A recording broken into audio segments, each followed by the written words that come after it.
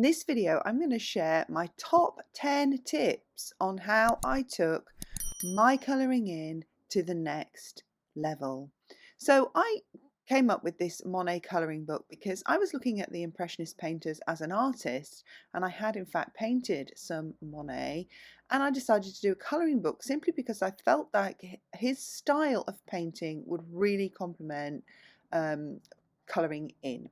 So I did this colouring book and then I decided to have a go, but I just used some old crayons that I had in the garage, which belonged to my children and were just bought for school when they were like 11, 12 years old. And although I was pretty pleased with the result, and that was mainly because I felt that the style of Monet's paintings was really suited to colouring in pencils, I just felt that the saturation wasn't really the depth of colour that I really wanted.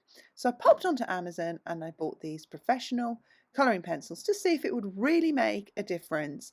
And by the way, I'm not endorsing this product at all. It was just I did a little bit of research and I wanted something that could come handy in the post.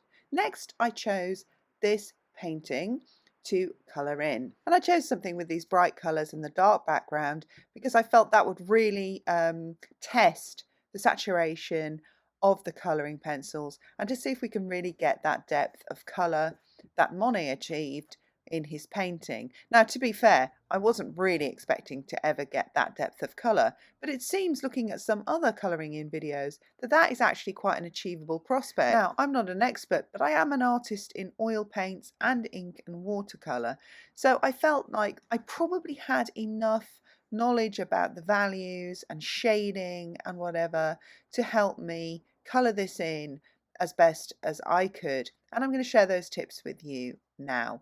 So I'm going to just play my video of me colouring in the background while I tell you my top 10 tips for taking your colouring in of your adult colouring books to the next level. So let's start with number 1, your pencils. You can, of course, use budget pencils. You could still, colouring in is a therapeutic exercise. So if you find that taking it to the next level is just going to stress you out, then, don't do it. Just put on a film and colour away in the evening. And I think of it as colouring away your problems because you can empty your mind and just get on with it. But your colouring pencils will make a difference. That's just a fact because of the way the pencils are made. So cheaper pencils are made with cheaper ingredients and less colour pigmentation. So of course you're just going to get a more delicate effect, if you like to put it that way. So it depends what you're going for, but if you've invested in a really nice colouring book like this one, then you might want to just invest in some better pencils. These are watercolour pencils, which I didn't actually realise when I started. I hadn't intended on using them as watercolour pencils and just use them as colouring pencils, which you can do. However, because this video is for you and to help you improve, I am going to take a chance on using the water at the end of the video. And I'm going to take some precautions so I don't damage the paper. So stay tuned to the end to see how I get on with that. Anyhow, pencils. So good quality colouring pencils will help you to take your painting to the next level because you can blend and the saturation of colour is better. So definitely think about investing in a decent set of pencils. If you've got a birthday or Christmas is coming up, perhaps ask for it on your list. Okay, 2. So my second tip is layering, and this is really helpful with the pencils because I found layering with the cheaper pencils was almost impossible because the cheaper pencils don't have the colour, the saturation of colour. So by the time I'd got enough colour down, I couldn't put anything on top because I'd burnished the paper, i.e. I'd made the paper shiny and glossy, which meant that any extra layers wouldn't settle on top of the existing layer. These pencils are designed to accept layering. So I could layer and blend my colours, and that was just a game changer. Number 3 is an open weave stroke. So where you might have two colours coming together, just like I'm doing in the background here, because in the painting you can see that there are warm textures to the background. It's not just one flat colour. So what I did was I did what I would call, and I don't know what other colouring in artists would call it, but I call it an open weave texture. That means that I'm leaving gaps between my strokes so that I can weave in other colours. When I'm colouring in over it, the other colours will naturally sit on the white paper and then they will blend together nicely in between as I build up and up the colours. And that's called what I call open weave. So if you were blending, say for instance, if you're looking at the fruit in the bottom there, I did a lot of blending between yellows and reds and greens and yellows and even green, yellow and red. And so when I was building those apples up, I started off using open weave colouring in, and the same with these flowers. Look, open weave. That gave me options to weave in other shades to bring in some real depth of colour. Okay, and my number 4 is a similar thing. It's cross-hatching. So it's when you want to build up the depth of the richness of the colour by going in the opposite direction. So you blend from left to right, and then with your next layer you blend down, up and down vertically. So you blend horizontally and then vertically or at other angles, and that way you're just trying to create energy and depth to your painting. Now in this painting I didn't do a lot of that because the colours are rich and glossy and smooth. But if you were, say, painting, I don't know, a shady area under a tree where you might have the reflections of branches and leaves, you might want to consider doing some cross-hatching, and it gives energy to your colouring in. I should really demonstrate all these. I might demonstrate them all in another video. So my 5th tip is to remember your values. So when you're building up your layers, you really need to be focusing on those darks, because especially with colouring in, I find that if you can get your darks dark enough, the rest will work, because you're making the rest of your colours pop out by just really focusing on your darks. So as I said, I picked this picture because I wanted to test the saturation, and that was really testing the darks as much as anything. So if I could achieve that nice dark background, then of course all the other colours would naturally pop forward and look brighter. So remember your values, and these are really important techniques that you would use if you wanted to go to the next level, say for instance, and try oil painting. If you were using colouring in as a way to understand art techniques, and maybe think about moving to the next level and doing some oil painting, then all these rules still apply as an artist. You would still need to know them, so you'll be learning actual art techniques while you're doing this. So values are very important. Your values, your darks and your lights. All right, number 6 is using the side of your pencil, especially for areas where you want a softer look. You can still build up the saturation, but by using the side of your pencil, and you can't quite see it here because the camera's looking down, it looks like I'm always using the tip, but I'm really not. I'm only in the very, very darkest places do I use the tip. I'm actually just holding it at a slight angle so that I'm getting a much softer stroke on the page, and that's 2 reasons for that. One is it doesn't burnish the colour.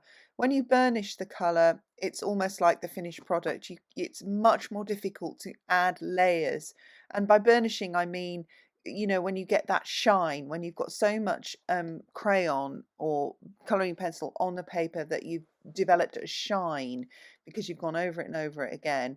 Once you get to that level, it's very hard to add extra layers onto it. And because we're building this up and we're building the saturation up gradually, and we're trying to blend and we're trying to do a more adult picture technique so we can get a more adult finish as opposed to children's colouring in, then we don't want to be burnishing too early on, and so we use the sides, we use the pencil at a slight angle, and actually having the pencil too sharp on the tip is kind of something I don't really like. So once the pencil wears down a little bit, I actually find it nicer to use. Number 7, warms and cools. Remember your warm and your cool colours. So shadows, sorry.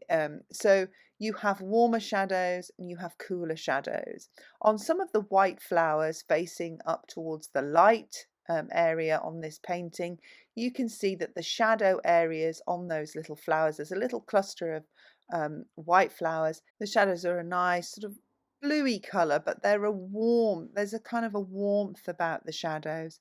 And as you go down lower into the painting, where the shadows are much darker, sort of around the fruit areas, you can see the shadows are darker, but they have a richness of colour. So they're not just black shadows. So you don't just get out the black pencil and start shading black or grey. You can see that there are as many colours in the shadows as there are in the lighter areas of the painting. So don't be tempted to see a shadow and just block it in with black or grey. Be mindful of even the texture of colours and whether the shadow is a warm shadow. In this painting, you can see particularly the shadow around the grapes on the left hand side of the painting. The shadow is in the centre of the painting on the bottom. It's a kind of a very warm, rich, reddy, browny colour, the shadow. The shadow underneath the basket, where there is more shadow, is obviously darker, richer brown. All right, so number 9 is an extension of the shadows. Sometimes in shadow, when an object is in shadow, it has a softer edge in the shadow than it does in the light, where it has a harder edge.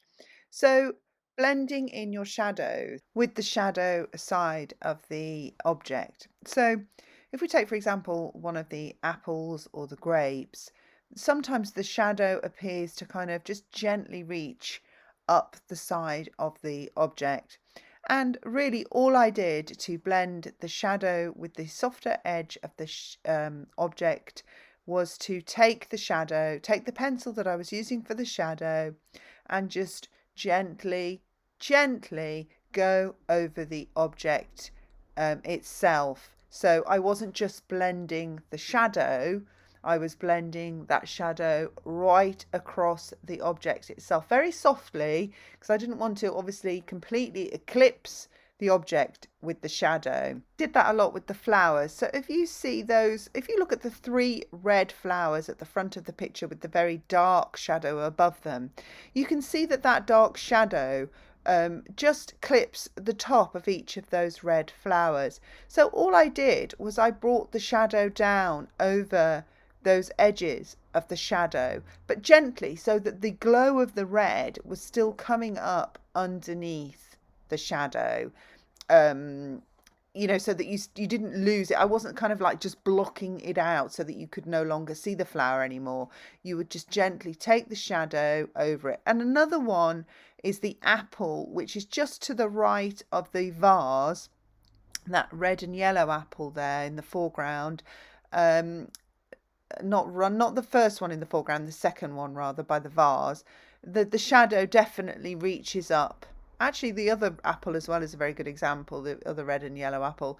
The shadow reaches up. It kind of is just reaching up like a hand almost up the base of those apples. So again, I just took the shadow and I just coloured it up through the apple on top of the existing colour that was already there. So an extra bonus tip really would be to make sure you get the colours of the apple in place before you then bring the shadow over it. And then the glow of the original colour underneath, which is how an object in shadow works, is still glowing through the shadow, but it's just slightly subdued and a bit softer in those shadows. I hope that makes sense. I really am going to do a demonstration video of all these techniques. I'm doing another actual colouring book. I'm doing Renoir and Van Gogh is coming out soon. So I'll do a demonstration of those, and this time I will break up the techniques now that I know what I'm doing more. because really this is quite new to me as well. So I will take it to the next level with you. And my last tip on, so my last learning curve on this, taking my colouring into the next level, number 10, is the white. So I really struggled with this because although I had a white pencil in the box, and I've seen other colouring in artists using the white pencil with good effect, it wasn't working for me. So whether by the time I was using the white I had burnished too much, so the white wasn't staying on it, that's a possibility, or maybe the colours were just too dark for me to use the white. I'm not entirely sure, but the white didn't work for me, the white colouring in pencil. So you've got two options with the white. One is to be extremely disciplined about where your white areas are and not to go over them. And we're only talking about the whitest whites here, because a lot of things that look white actually aren't completely white and they have a little touch of colour on them. So really just we're talking about the super highlighted white areas. You must be disciplined about either leaving them white or using a white marker. And I think I may go back and just use that white marker, particularly for some of the blossoms in the top left of the painting. I blended them out and they basically disappeared. So I can't get those back really without using a white marker, I don't think. So just bear that in mind, and I will bear that in mind for next time. Now, I did say I was going to have a bonus trick, which I haven't tried yet, but I'm going to try for this video. All right, it's not really so much of a trick, but I am going to use the water. Could probably do another whole video on the blending, but in short, basically what I did was I put 3 sheets of kitchen roll underneath the paper because I didn't want it to bleed through to the other side. I was slightly worried at one point that it was doing that.